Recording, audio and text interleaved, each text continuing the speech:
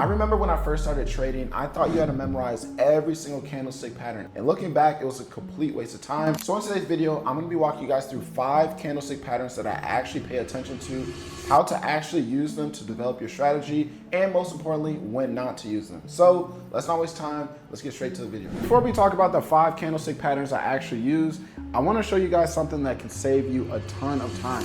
You don't have to scroll through hundreds of charts anymore. That's exactly why I personally use Finviz. If you've never used it before, it's basically a stock screener that lets you filter the market based on whatever criteria you're looking for. So things like price, volume, market cap, and obviously candlestick patterns. So let me show you what I mean. If we scroll down to the candlestick filter, you'll notice there's a pretty long list. So you have things like I said, hammer, doji, things like bullish engulfing, bearish engulfing. So that's not the point of the video. I just wanted to show you guys an easier way to find these candlestick patterns.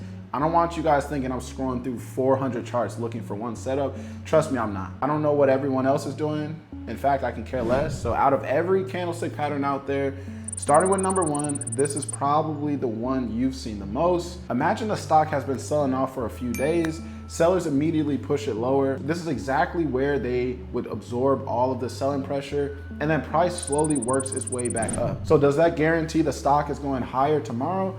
Not always. It just tells us buyers are finally starting to step up, and that's valuable information that you need as you trade. So now let's actually look at an example on the chart. So this has pretty much been in a pretty healthy uptrend. It pulls back into support zone, selling pressure begins to fade, and then a hammer candle starts to form. And you would notice that it's popping up in an area where buyers have stepped in before. So one thing I always remind myself, I'm not trying to predict bottoms. I'm trying to recognize when the odds start shifting back in favor of the buyers. So sometimes the hammer is the first clue, sometimes it isn't, but either way, I'm not buying because I see a hammer pattern. You always let the candle finish forming first. So now let's move on to the second pattern. So this is probably one of the easiest candlestick patterns to recognize. So when people hear bullish engulfing, they immediately think the stock is about to go higher. Now watch what happens next. We get this candle right here. Notice how it completely covers the previous candle's body. So yesterday you had sellers control the session. Today buyers stepped in with enough strength to completely erase the previous move. Now let's flip everything around. Instead of buyers taking control, sellers take control, and here's a bearish engulfing candle. So yesterday buyers looked like they were still in control, and then sellers completely erase the previous day's move. So again, it's simply showing me that momentum shifted from buyers to sellers. So now whether that actually leads to a bigger move depends on everything else we've already talked about. Because one candle by itself has never been enough for me personally just to enter a trade. It's just another piece of evidence that I can use for my strategy. Now we're getting to the third candle. First we talked about hammer, second we talked about engulfing candle, and now we're gonna get into the doji. This is probably one of the most boring candlestick patterns you'll see in this video. Notice how small the body of this candle is. Sometimes it's so small that it almost looks like a straight line, to be honest. You'll usually see a wick above it, this little wick right here below it. The market opens, maybe buyers come in first and push price higher. So price is pretty much moving around, but by the time the market closes, it finished almost exactly where it started. And that's why the body is so small. Neither buyers or sellers were able to finish the day with a clear advantage. Now let's move on to one of my favorite candlestick patterns, and it's called the shooting star. So right away, you'll notice this candle looks different from the others we covered. Instead of having a long wick underneath the body, the wick is above it. So the body itself is small and it forms near the bottom of the candle, while most of the trading activity happened much higher during that current session. Remember guys, the market is constantly searching for a price where buyers and sellers agree. So when buyers are willing to keep paying higher prices, the stock continues to climb. So when sellers become more aggressive or buyers become less willing to pay those higher prices, price starts moving back down. And that's exactly what you're seeing inside this candle. So during the first part of the session, demand was strong enough to push the stock higher.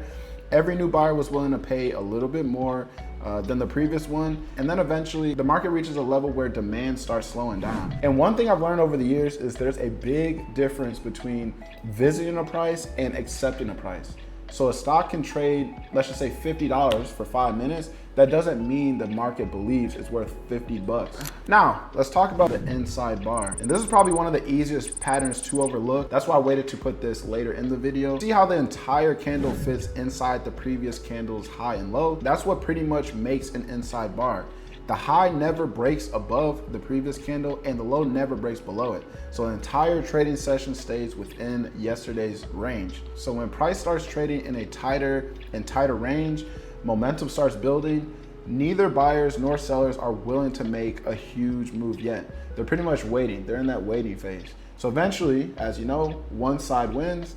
And when that happens, price usually breaks out of that compressed range with much more momentum. Now that we covered the 5 candlestick patterns I actually pay attention to, I want to show you how this looks on a real chart. So whenever I'm analyzing a trade, the very first thing I notice is the trend. Ask yourself, are we making higher highs and higher lows, or are we just making lower highs and lower lows? Now, once I understand the trend, the next thing I'm looking for is the location. Like I mentioned earlier in the video, where is price sitting right now? Now, before I ever click buy, I already know 2 things. So where I'm wrong and where I'm taking profit. So if price breaks below this support, my original thesis probably was wrong. Because once you understand why a hammer forms, why an engulfing candle forms, what's another one? Why a doji candle forms, you'll stop looking at charts like a collection of random candles. You'll start seeing buyers and sellers making decisions in real time. And in my opinion, that's when trading starts becoming a lot more simpler. So if you watch this entire series so far, we started with building a strategy, then we talked about risk management, support and resistance, and now candlestick patterns. So each video builds on the previous one because that's exactly how I personally learned how to trade, just one concept at a time. So if you enjoy this guide and want to see how I apply everything we've talked about in the live market, that's exactly what we do inside the Discord. Every week I'm breaking down charts that I'm watching, my entries, my exit, my targets, and more importantly, why I'm making those decisions. If that's something that you're interested in, I'll leave the link down below. I appreciate you guys for watching, and I'll see you in the next guide.